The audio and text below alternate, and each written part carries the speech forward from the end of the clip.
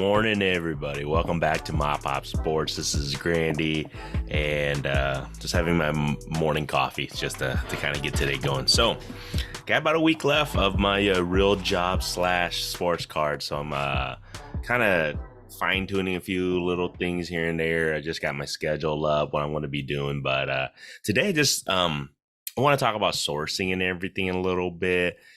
How I go about it, what I've actually learned in the past couple, I want to say probably the last year, guys. So previously, obviously, I was a collector. I've been like 30 plus years. I've been collecting, honestly, since I was probably like 7 years old. I think my dad really got me into it. If you guys are wondering, my very first card, my dad got me into it was a Bruce Smith rookie card. You know, my dad was a Bruce Smith fan back in the day for the Buffalo Bills. So it's kind of funny that's kind of how I got into the game in regards to collecting cards. So, but back then, even many years ago, I used to do collecting, opening packs here and there, small packs, nothing really crazy, buy a single card here and there. So I never bought in bulk. I started buying in bulk, maybe I want to say a pre-pandemic. So I really started buying in bulk around like 2019-ish. And the reason being was because I was starting to sell things on eBay and then, re-attending the shows again. I wasn't a dealer quite yet then, but then I would buy in bulk because I just felt you got the better deal. And it was just easier to, if I was going to sell on eBay or whatever the case may be, or a show down the road or trades, things like that. So I think that's when I really started realizing that don't just buy anything, guys. When I say that, don't just buy bulk just because you think you have to have that specific card, especially if you're gonna in turn sell it on eBay or whatever the case may be, because this is the thing, a lot of people saying, well, this card's worth $10, this card's worth $5, whatever the case. The card's only worth what somebody's going to pay you. So you have to understand that sometimes when you buy these bulk cards, what you realize is that not everybody wants that specific card. Yes, in value wise, maybe a month or two ago, somebody purchased that specific card at that price, but does not necessarily mean the next person or that you can find that's going to be a buyer that wants that specific card is going to pay that price. So when it comes to that, you got to be really careful. And I learned that kind of the hard way because especially when, I was buying bulk in like 2019 and in 2020 and 2021, in 2022, I kind of fine tuned how I buy in bulk now because I was just buying everything, because that was when it was the market was really becoming hot and, I was doing pretty decent at the shows and everything. But, I was just buying just because I gotta have that one, or I think I gotta have that one. But then I slowly started realizing, holy shit, my inventory was going up. Nobody was really buying specific cards because you had to wait till you found the right buyer for those kind of cards that are wanting that specific player. So in turn, there you guys go. You just got to be really careful, be selective. Don't feel like you're obligated to buy from whether it's a seller of any sorts because you get pressure into that now, because I feel like sometimes you feel pressured into it. I don't know why. It's just a weird feeling sometimes when whether you go to a show, whether you're buying online, and you feel kind of pressured that you have to get that set or you have to get that bulk of cards. Don't. It's okay to say no. It's okay to walk away. It's just like, this is the thing with sports cards. It's almost like a car. When you go, if you're old enough to go buy a car, sometimes you feel the buyer's remorse. That's the biggest thing. Yeah, you don't want to have buyer's remorse when you buy a bulk set, because then you're stuck with a whole bunch of shit that you're like, did I overpay? Did I not get what I want? So that's the one thing, is that ask yourself before you buy in bulk or buy whatever card is, are you gonna get that buyer's regret? I've learned that, several times. And now I think when I'm looking for bulk sets, I'm looking to get stuff that I know for a fact that people are interested in. And then I think the second part too is really crucial when I buy these bulk sets, that is it okay if I hold this? If I never sell these cards, this whole bulk set, is it okay if I have them? So that's how my mentality of looking at it when I'm buying these sets. Yes, I got to make sure, my followers or whoever's buying from me are wanting these cards. But then on top of that, if I get stuck with this bulk set, am I okay with it? Is it a cool enough set that, you know what, it's part of my collection?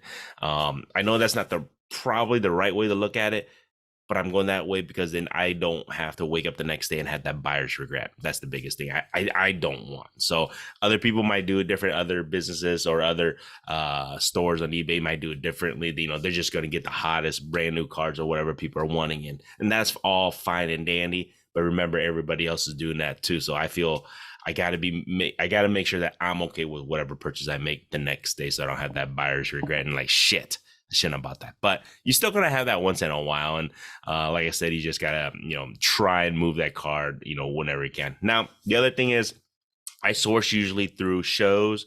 I go to shows. I try to buy in bulk. Obviously, the dollar boxes is the best route to go. $1, $5 boxes, things like that. And you can always negotiate price because cash is king, at least in the shows here in Iowa. So there you guys go. That's what I normally do with that. I also do Facebook Marketplace. Facebook is always a good spot. Groups, and that's probably one of the best, areas you can meet people. And then if you build a rapport with certain sellers who like to move stuff in bulk for a great price, that would be a good spot to meet people, as Facebook groups. That's where I usually try to meet people. And then repetitive business, guys, it's one of those things where it's the same thing with me. I want the people who follow me, whether on eBay or whatnot, or at the shows that I do, I see, if I see the same faces, see the same names that order from me, I'm very happy, and those are the things that you want them to keep coming back. Same thing with sourcing. If you're getting bulk orders, you want to make sure you get the seller who gets you the right stuff, who packages his stuff correctly or her stuff correctly, who gives you a fair deal. You want to keep that rapport, because technically that's your that's your supply, and I feel that way. And you got to have multiples. Don't just have one.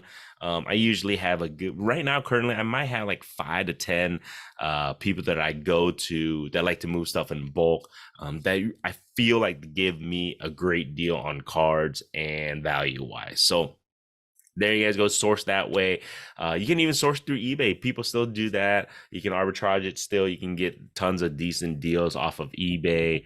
But I prefer to be in person at the shows, to buy in person when I'm buying supplies or in bulk, or a person that, like I said, I've done business with on Facebook Marketplace and deals. So I kind of like to keep it a little bit personal versus ordering always on eBay.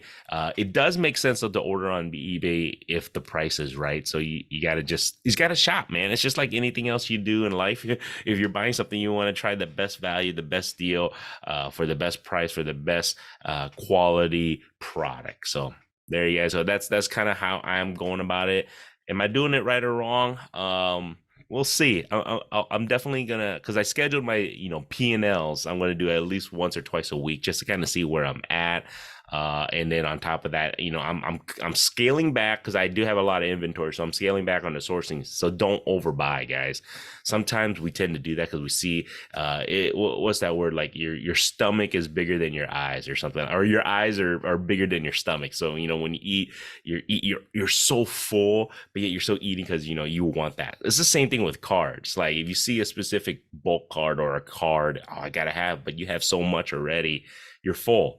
Let's work off the fullness first before you go and rebuy. So that's one thing you should definitely do, and that's what I've learned to that. I got to scale back a little bit about the buying. Is that, look, I try to get all the inventory listed as much as I can, as fast as I can, and then on top of that, wait till you can move stuff before you rebuy. Because if you keep rebuying, then it's negative. It's going out of your bank account versus you getting some returns back, so you can go buy. So take your time. Be patient. I think that's my biggest key.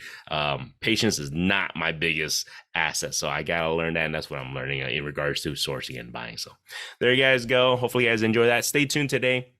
I'm also going to do I had a PSA sub review. I didn't get a chance to post this video. It was like, I think a couple weeks ago. So I'm going to post that up later today. And then don't forget, guys, check out the store. Links and everything in the comment section.